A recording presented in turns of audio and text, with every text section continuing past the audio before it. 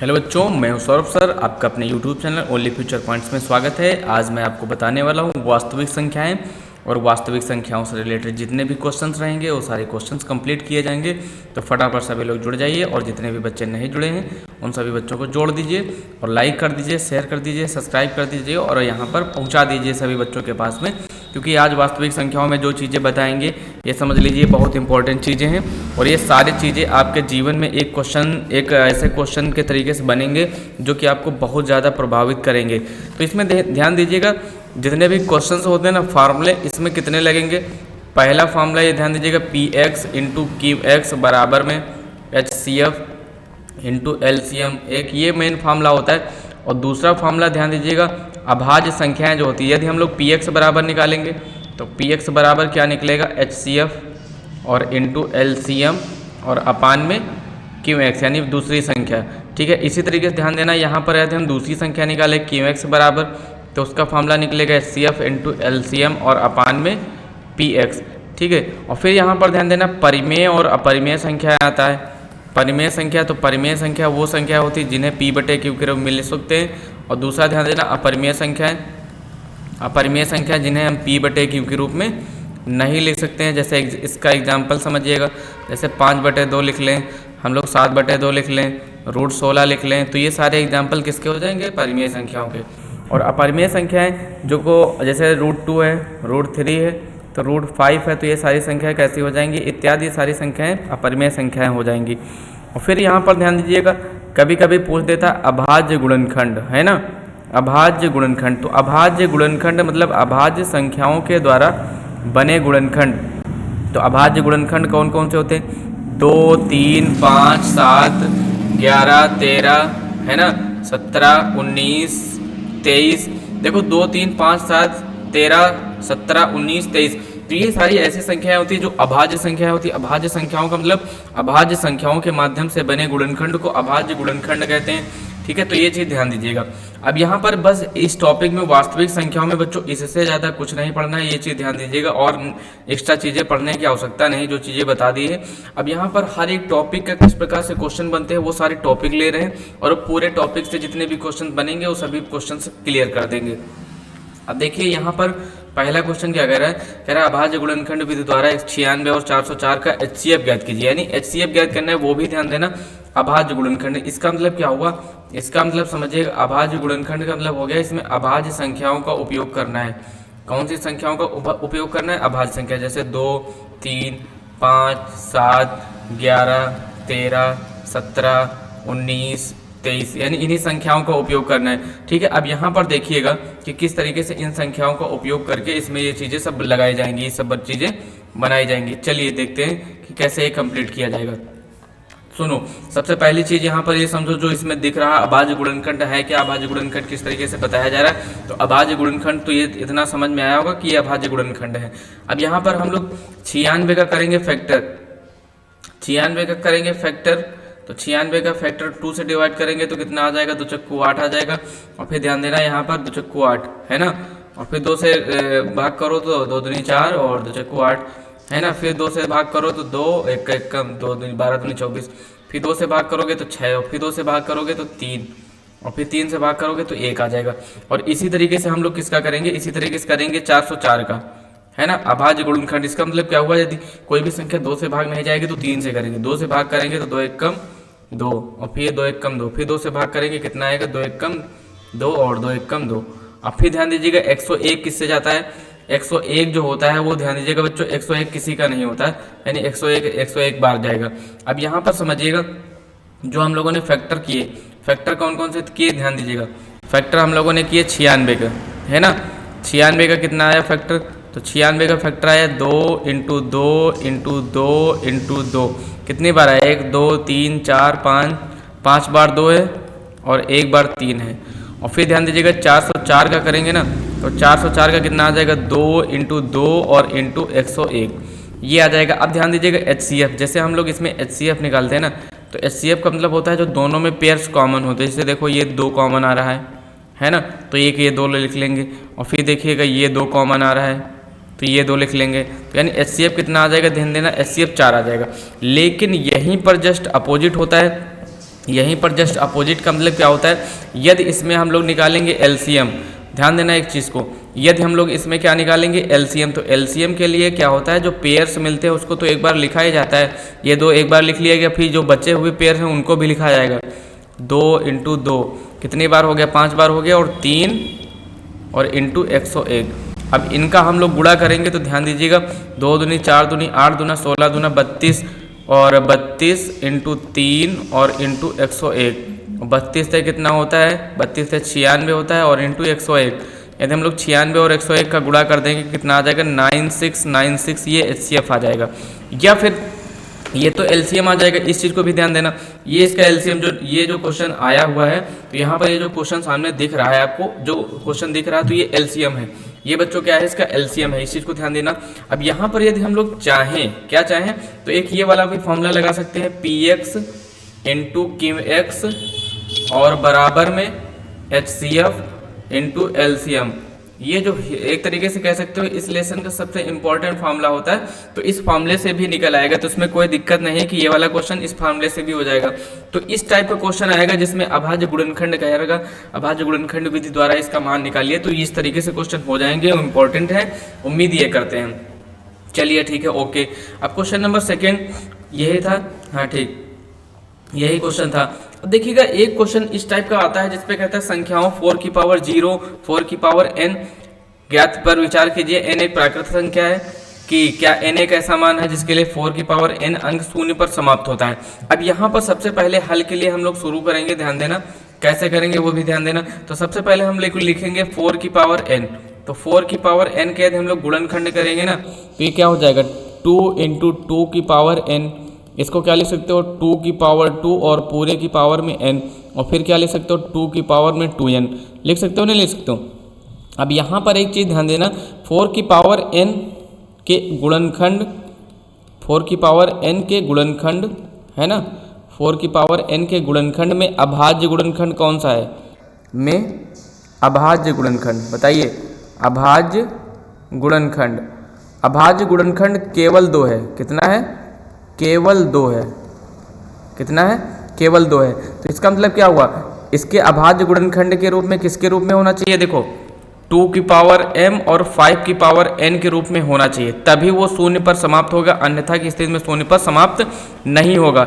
अब यहाँ पर क्या क्या लिखा जाएगा, किसी भी n के लिए, किसी भी n के लिए, किसी भी n के लिए, ध्यान देना बच्चों, किसी भी n के लिए 4 की पावर n के अभाज्य गुणनखंड, के अभाज्य गुणनखंड, ध्यान देना, के अभाज्य गुणनखंड में संख्या 5 नहीं है, में संख्या 5 नहीं, यानी जब तक संख्या 5 नहीं होगा, 5 नहीं है, नहीं है।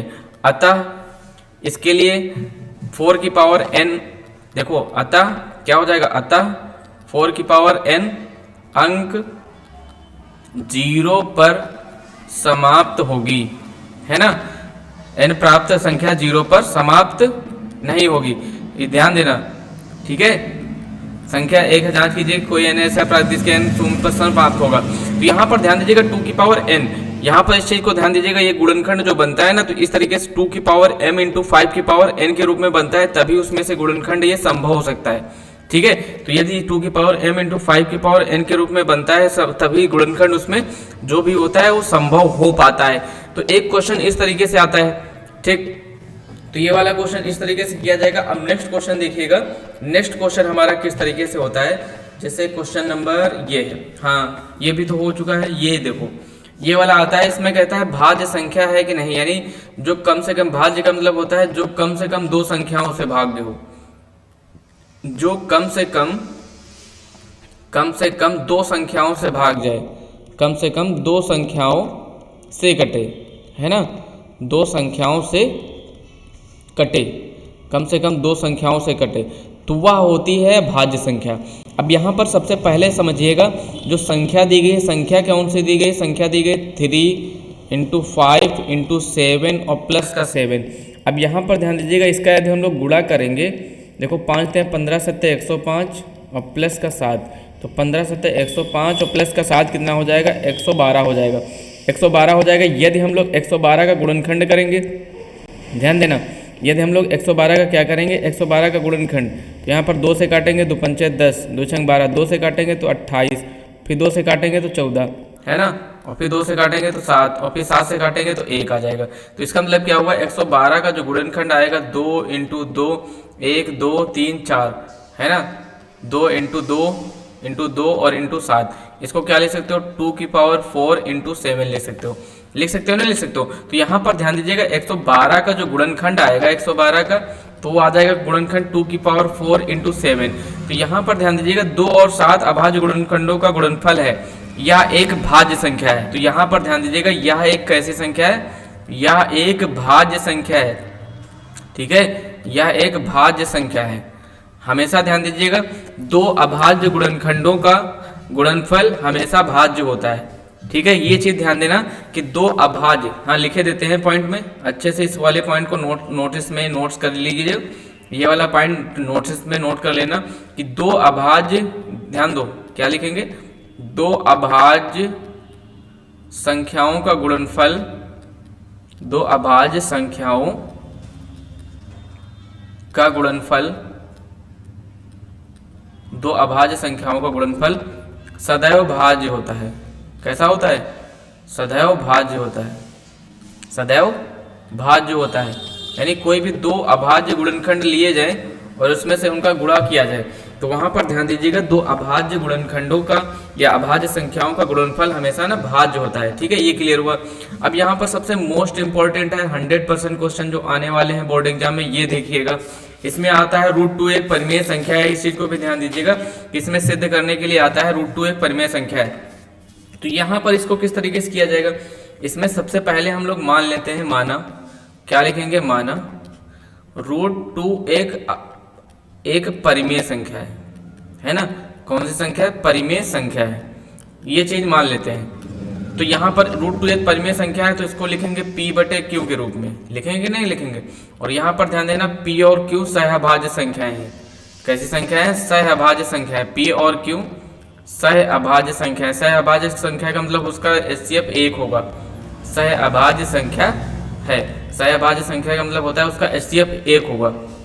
अब यहाँ पर लिखेंगे दोनों पक्षों में वर्ग करने पर, दोनों पक्षों में वर्ग करने पर, क्या लिखेंगे, दोनों पक्षों में वर्ग करने पर, जैसे ही लिखेंगे दोनों पक्षों में वर्ग करने पर, तो √2 का होल स्क्वायर बराबर में क्या बन जाएगा, P/Q का होल स्क्वायर, तो √2 का स्क्वायर 2 बन जाएगा, इधर P² और बटे Q²। यदि हम लोग Q² बराबर लिखेंगे तो P²/2 आ जाएगा।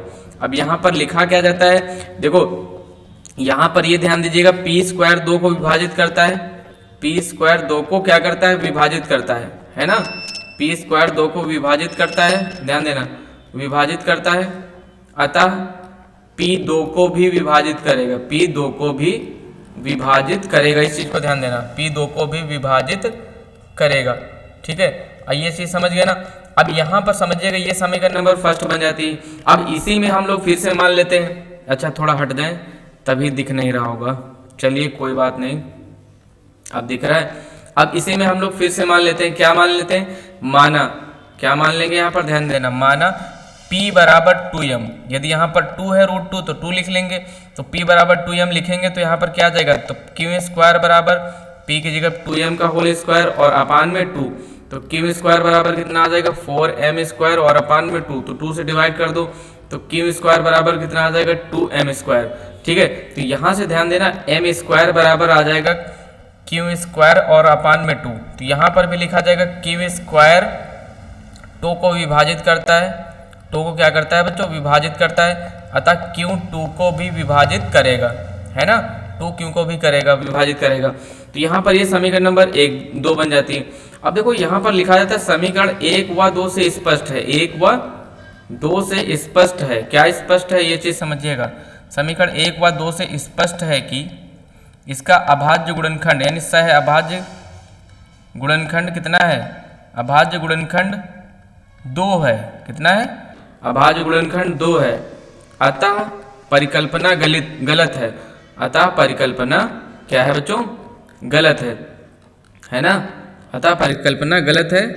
और √2 कैसी संख्या है, अपरिमेय संख्या है, अपरिमेय संख्या है। तो ये बच्चों इस तरीके से किया जाता है। इस चीज़ को ध्यान देना कि इसमें इसकी जगह पे √2 की जगह √3 आ सकता है, √5 आ सकता है, √7 आ सकता है, √13 आ सकता है, या फिर एक ही संख्या में आएगा तो यही आ सकता है। ठीक है।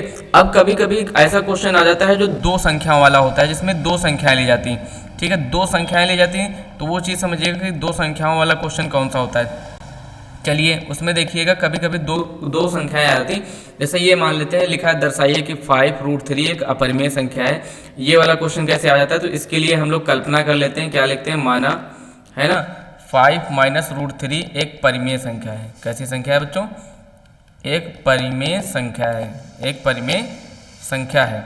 अब यहाँ पर परिमेय संख्या मानेंगे तो इसको लिखेंगे P/Q के रूप में लिखेंगे ना, 5 और माइनस का √3, तो 5 - √3 लिखेंगे। तो देखो √3 को इधर ले आओ और 5 और माइनस का P/Q इधर कर दो, तो ये √3 आ जाएगा। अब यहाँ पर एलसीएम कितना आ जाएगा, एलसीएम आ जाएगा इसके नीचे Q, तो यहाँ पर बचेगा 5Q और माइनस का P, तो ये LHS बन जाएगा और ये क्या बन जाएगा, RHS। तो यहाँ पर ये समझिएगा इसमें लिखा क्या जाता है कि LHS से क्या स्पष्ट है, देखो P और Q पूर्णांक है, ये चीज़ ध्यान देना। P और Q क्या है, पूर्णांक है। P और Q क्या है बच्चों, पूर्णांक है ना। P और Q क्या है बच्चों, पूर्णांक है। क्या है बच्चों, P और Q है पूर्णांक, है ना। अब एक चीज़ ये समझिएगा, P और Q है पूर्णांक, इसलिए ध्यान दो, इसलिए 5P 5Q और माइनस P और बटे Q एक परिमेय संख्या है। कैसी संख्या है, एक परिमेय संख्या है। ठीक है, परिमेय संख्या है। और √3 भी कैसी संख्या है, √3 भी परिमेय संख्या है।